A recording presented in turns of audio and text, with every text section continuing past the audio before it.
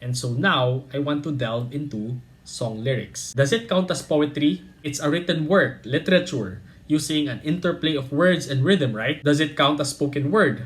It's performed live, right? I went back to poetry recently. I say that as if I lost it, but not really. Ever since I was a kid, I have been a fan of poetry, writing them down or posting it on our school publication or performing one every buwan ng wika. Ako kasi usually makata ng wika sa section namin. But by back, I meant going back into doing public performance and publishing poetry.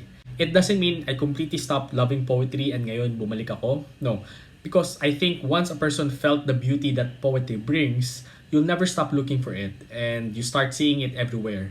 Basta merong marriage of certain elements to form a lovely work of art like certain dances, story development, or justice, they resemble the same kind of intentional assembly of words, rhythm, rhymes, and line breaks that poems have. That's why we have interpretative dance or we say poetic justice. It's not just something written. And so I started performing spoken words. After years and years of watching videos, joining online groups, and attending events for this performative art, I finally had the courage to do it. Ever since the start ng quarantine, I am slowly revving up my writing juju. That's why you can watch my spoken word performances here on my YouTube channel. But what is spoken word? Well, I'm not going to annoy you and give a literal definition that spoken word is a word that you... Anyway, spoken word is the theatrical or performative delivery of poetry. I think Wiki1's definition quite covers everything. Spoken word is a catch-all term that includes any kind of poetry recited aloud, including poetry readings, poetry slams, jazz poetry, and hip-hop music, and can include comedy routines and prose monologues. How I see it is, it's not just reading a poem aloud. Keyword here is performative. Every aspect of it is a performance. The breathing, pauses, intonation, and wordplay. All of these things are taken into consideration when an artist writes down their spoken word piece. So if a writer composed poetry, it could just be made for paper to be read by a head voice or by a person in silence. There will be some necessary changes and artistic nuances on how you write a poem if you intend to do a live performance of it. And so the key word that I would want to emphasize is intention. Poetry transforms into a spoken word if it's intended to be performed live. And so now I want to delve into song lyrics. Does it count as poetry? It's a written work, literature, using an interplay of words and rhythm, right? Does it count as spoken word?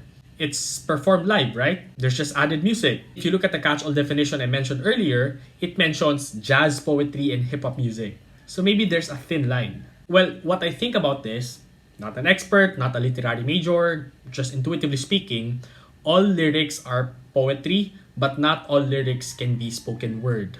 And the only reason why I think that's the case is the intentions are different. There is an added element in song lyrics. They are made with the thought of music accompaniment. It would be hard to just choose any random song and perform it as a spoken word. When the words of song lyrics are written, the composer has melody, tempo, and rhythm in mind. You know how certain words are prolonged or the syllabication becomes different when music is added?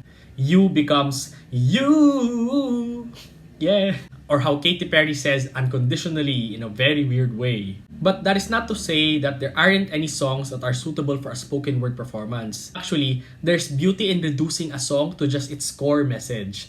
That's the reason why acoustic performances or stripped version of upbeat songs sound more heartfelt because other elements have been removed. So you're now more focused. But what if you remove the music entirely? Listen to the lyrics being delivered but in a more impactful way. This is where I try to be imaginative on artistic expression. I try to select songs that fit the measure of a spoken word. Even if I can't change the message of the song, I have to stick to the lyrics verbatim. A spoken word can bring a different approach. Because if through singing, the artist manipulates emotion through riffs, notes, harmonization, or instrumentals, spoken word could make it more recognizable and relatable to the audience by mimicking how we actually have a conversation, kung paano yung facial expression and pauses. And then you can manipulate the narrative. So I have 2 video compilation on my channel. I uploaded it the same time that I published this. One is a set of decent sounding or clean songs of many great OPM artists, while another compilation is of kalat songs. Now, kalat doesn't necessarily mean they're junk or stupid, but these are the ones that people don't take seriously. These are the ones we hear sa patok na jeep tuwing Christmas parties, sa mga noontime shows, or classroom jamming. I'm hoping that if I deliver them as spoken word, you get to appreciate the lyrical content. So the point of this video is, whenever you're making art, regardless of anong form of art ang ginagawa mo, know that every aspect of it should be intentional. And yes, part of it means you're allowed to purposefully change the approach or style of one work of art to have a different beauty. So check out those videos. It's on the word playlist. It's a playlist for all my creative work. If you like my content, if you learn something, if you feel entertained, then do share this. You can like, leave a comment, or subscribe. So I hope by now you realize that in terms of art, there are different ways to share it. So keep on sharing. Bye.